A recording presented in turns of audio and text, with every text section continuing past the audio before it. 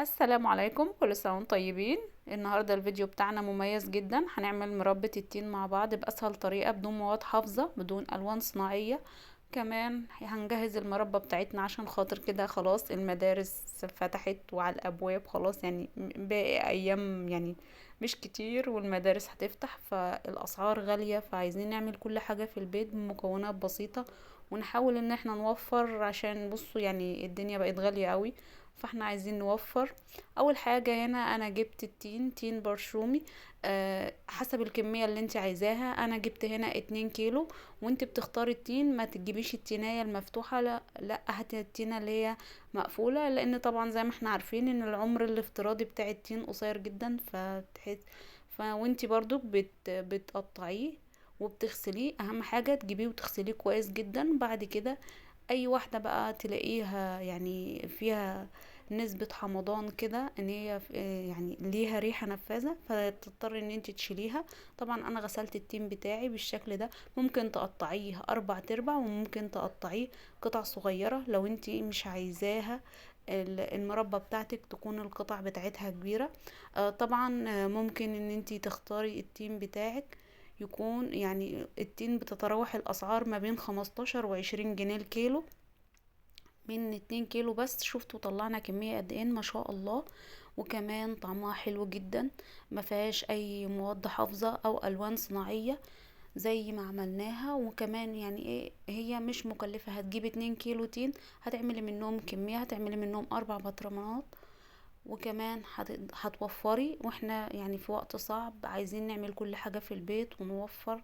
يعني جايلك دروس، جايلك حاجات كتير، فالميزانية هتبقى التكلفة عالية. ف يعني من وقت للتاني كده نجيب حاجات ان هي نوفرها في تلاجتنا ونعملها في البيت بأسعار يعني ايه، تكون حنينة شوية. هي طبعا كل المواد بقت غالية، بس بقدر الامكان احنا يعني مش عايزين نحرم اولادنا من حاجة. طبعا انا قطعت ال2 كيلو تين بتوعي بالشكل دوت. هبتدي احطهم على الميزان، هصفر الميزان واحط على كل كيلو تين 300 جرام من السكر. والسكر هنا حسب الرغبة، انا هحط 600 جرام على ال2 كيلو.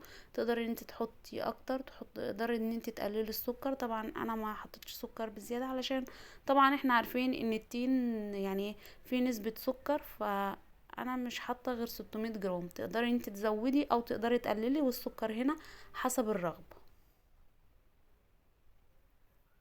طبعا بعد ما بتقطعي الكميه بتاعتك كلها بقى، بتبتدي تحطي 600 جرام من السكر، او حسب كميه السكر بتاعتك. يعني لكل كيلو من التين هنا يعتبر 3 كوبايات من السكر.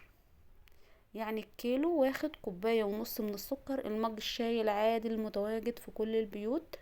طبعا بعد ما بحط السكر بتاعي ببتدي ان انا اقلبه كده من فوق لتحت. في الوقت ده ممكن تسيبيه ليلة كاملة ان هو يصفي ميته كلها، طبعا لان المية اللي هينزلها دي هي اللي هتستوي فيها التين بتاعنا، المربى بتاعتنا. او تقدري ان انت تقلبيه بالشكل ده لغاية ما ينزل كمية السوائل بتاعته، وتسيبيه 6 ساعات. طبعا انا مش مستعجله عليه، فهسيبه ليله كامله. انت لو مستعجله عليها وهو عايزه تخلصيها على طول، مش تفضلي شغاله تقليب فيها كده، وبعد كده تروحي رفعها على النار. انا طبعا زي ما اتفقنا قلت لكم هسيبها لتاني يوم براحتها. يعني هي نزلت المية بتاعتها كلها، ده طبعا التيم بتاعي نزل السوائل. وطبعا عملنا قبل كده مع بعض مربة البرتقال، وعملنا مع بعض مربة المشمش.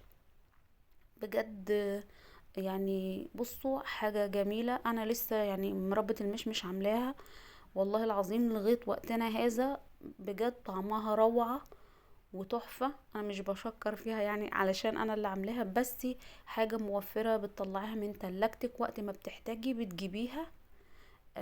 بجد وطعمها حلو جدا. انا هنا حطيت 3 عيدان من القرنفل، او ممكن لو انت مش حابة القرنفل ممكن تحطي قرفة.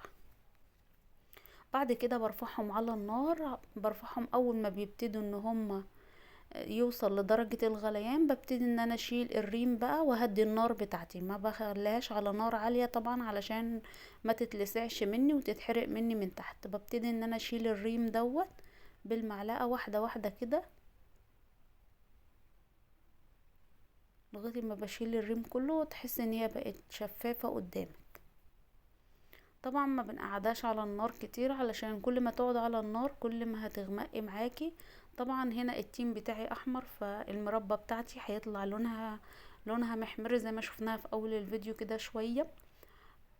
لو انتي عايزة المربى بتاعتك يطلع لونها فاتح، ممكن ان انتي تجيبي التين اللي هو يعني مايل للخضران شوية، تحس ان هو لونها فاتح. او طبعا ممكن ان انتي تقشريها، يعني ممكن تقشري التين، بس بصراحة يهدر معاكي كمية من التين، هيطلع كمية قشر كبيرة معاكي. احنا هنا عملناه بالقشر، والمربى بتاعتنا طلع طعمها زي الجاهزة بالظبط.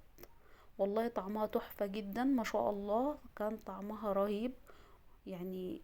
بعد ما بتخلصي كده الطعم بيبقى حلو جدا. طبعا بعد ما وصلت للدرجة دي، انا طبعا بشتغل من وقت للتاني اقلب فيها، علشان طبعا ما تلزقش مننا. من وقت للتاني كده بقلب فيها. طبعا زي ما اتفقنا الريم كله اتشال اهوت.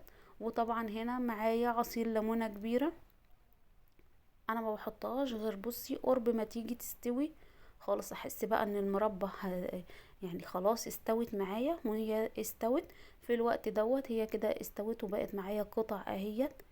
هسيبها بس ان هي تستوي شوية. ممكن تديها ضربة بالهاند بلندر لو انت عايزاها بيوريه، يعني ناعمة مش فيها قطع. انا عن نفسي عايزاها بيوريه اللي هي يعني ناعمة، مش فيها قطع، علشان طبعا لما اجي اعمل السندوتشات لما بيلاقوا فيها قطع بيرموها، فانا بخليها اللي هي بيوريه.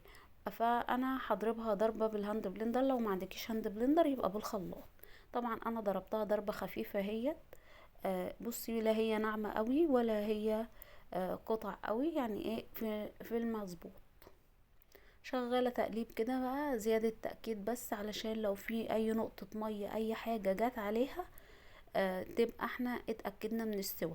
وهنا في السوا بتاعنا اول ما بنحط يعني بنقلب كده ونعمل خط في النص، لو الخطين اتلموا على بعض نعرف ان المربى بتاعتنا لسه عايزة محتاجة شوية سوا. لو ما تلموش على بعض تبقى المربى بتاعتنا استوت. ده الشكل النهائي بتاعها.